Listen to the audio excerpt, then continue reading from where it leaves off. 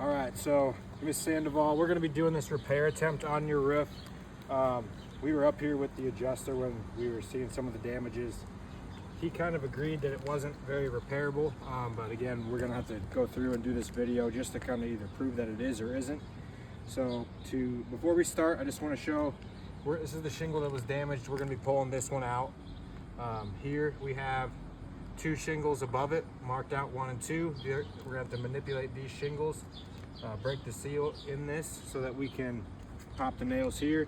Most likely gonna have to do 3 and 4 there as well so that we can get the nails that are gonna be in the top of this shingle out. And then we have 2 control shingles above too to kind of show just, that this shingle is still in decent shape. What I'm gonna do beforehand to just show you the granule retention is I'm gonna brush these shingles. We're gonna see if they have granules coming off or not. So when we brush this, there's nothing really coming off this shingle. Brushing it lightly here, same thing up here. Kind of as we would expect with all the storms we've been having. The water and recent rains probably washed the loose granules off, kind of like we would expect. We're gonna go up here, brush C1 and C2, same kind of thing. Not really anything brushing off of that. Granular retention for what is on the roof is still good. Going to our repair here, we're gonna start by, I know that this one's already kind of all unsealed, it's damaged, so this one is coming out. We're gonna start by unsealing this number 2 there, and going through and sealing.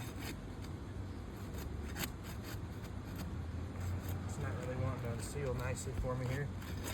We're trying to be as careful as possible as we do this. You do have to apply a certain amount of force though to be able to break these seals as we're going down. We're gonna pay attention to some signs of irreparability here. It looks like it's something sticking here and it's not wanting to come through for me. Check out what's going on. So it's kind of delaminating here on the back side. I'll have my cameraman get some close-ups here in a minute once I get it loose. So there, that came kind of loose. This whole shingle now is, honestly, it's kind of compromised all the way along here. You can see the cracks that are going vertically in it now because it just didn't want to unseal there. Underneath, it looks like there's some mat transfer in there. It's not as bad as maybe as I thought it was going to end up being here. Again, we're going to continue by pulling the rest of the shingle out, and we'll show you what the bottom shingle looks like and how that kind of held up here. Going up here, we got to unseal shingles 3 and 4. Same way here, being as careful as we can so we can get their shingle out here. All right.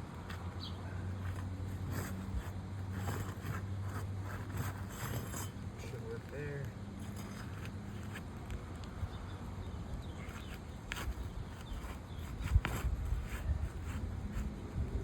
There we got a tear right there.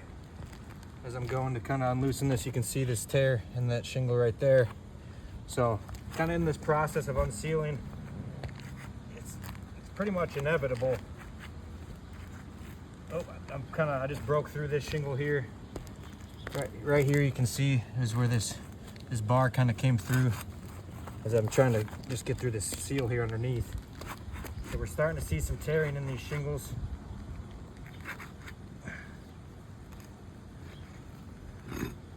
Now we should be good. We should be able to get at these nails underneath. So start by popping out our nails and the shingle that we need to take out.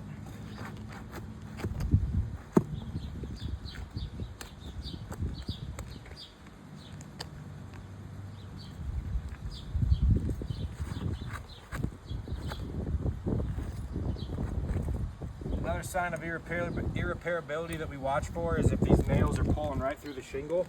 I just had 2 so far that came out good, so that's good to see. So our shingles are coming out, or the nails, excuse me, are coming out here as we need them to, so they're not causing damage.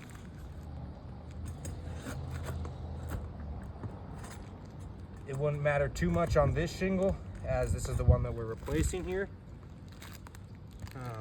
But again, it's something to watch for, as it's another sign of irreparability. So now we got that row of nails out. Nothing's coming, so again, that's where we got to go up to this next row here. Pull the shingle or the nails out of these shingles. Oop, there's our tear. It's tearing. This one did pull through that nail a little bit. Still got it.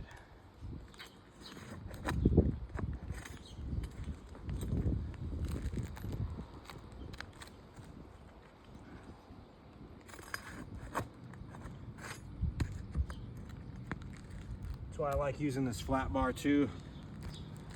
It's a tool that we're pretty comfortable with. We use it pretty often, and it's real easy to work with. It makes saving some of these nails possible in other circumstances where, like, if you used maybe like a roof snake on these composition shingles where you're not supposed to, it leads to more issues.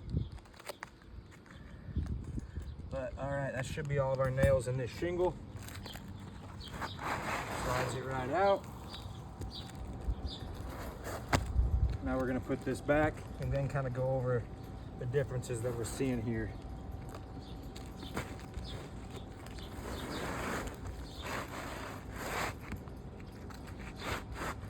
So the matching, again, it's not really an issue for this roof.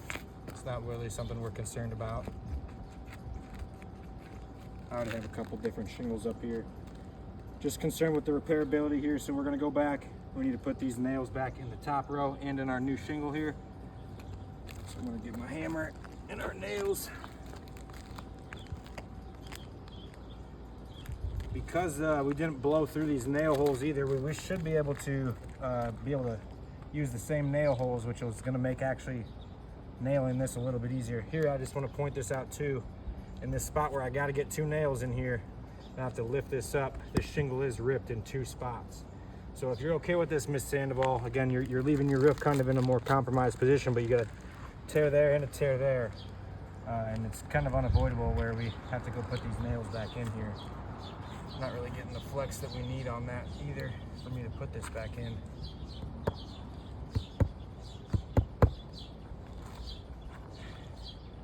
These are nailed a little higher up.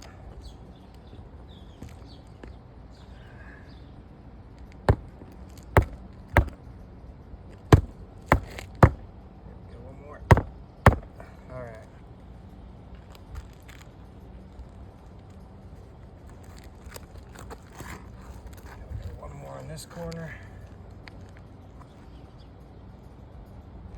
It's not going to cooperate here.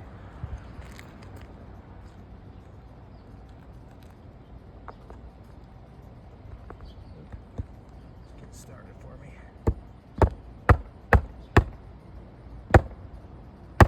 All right. Whew. It's a toasty one.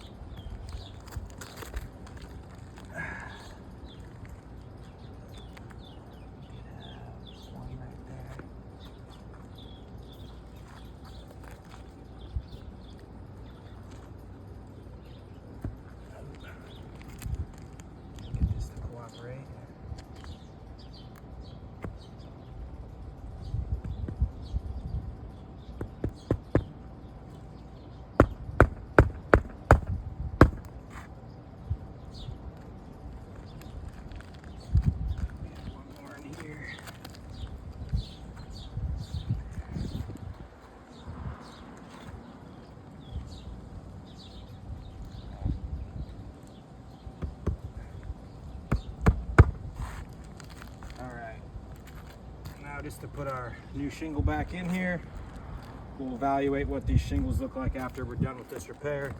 Compare these ones that were affected to our control shingle as well.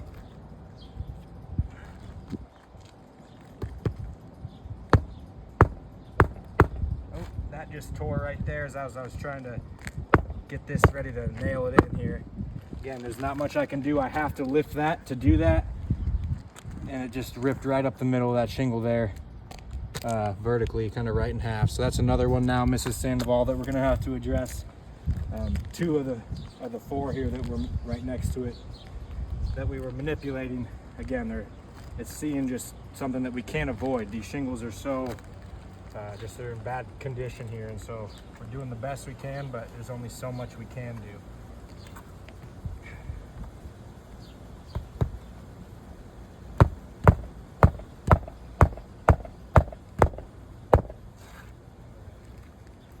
Two more to put back here,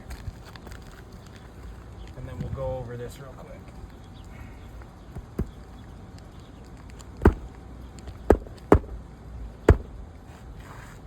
That one in, I'm not sure it's holding it.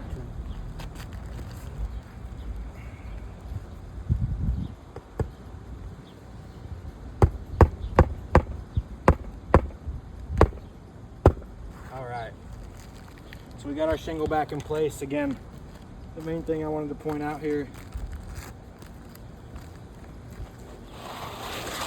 see if we had any material transfer on. We did have some material transfer on the shingle that we pulled out. So where the seal used to be and it ripped out there, that's, again, it's never gonna, that's why it was sticking. It wasn't wanting us to, you know, unseal that very easily. So that's the first sign of irreparability there. The next one is going to be this massive tearing that we've got. You got one shingle here torn, the one right above it that had to be manipulated. There's two pretty good tears in that from just having to be able to work that up. Lastly here, we kind of want to check granule retention. So as you remember before when we started the video, there was no granule loss going on here. So when I brush this now, you can see there's quite a bit of granules coming off of that. So it's definitely, these shingles have been negatively impacted here. Going over to number one, same thing there. There's quite a bit coming off. Number four, same thing. You can see all those coming off. You can see some of the fresh black spots too from that. So you're losing quite a bit here.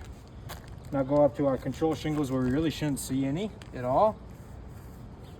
And it's kind of like, yeah, kind of like it was when we first started the video here. There's really nothing going on there. So three major concerns with that repairability: all the tearing that's going on, the material transfer.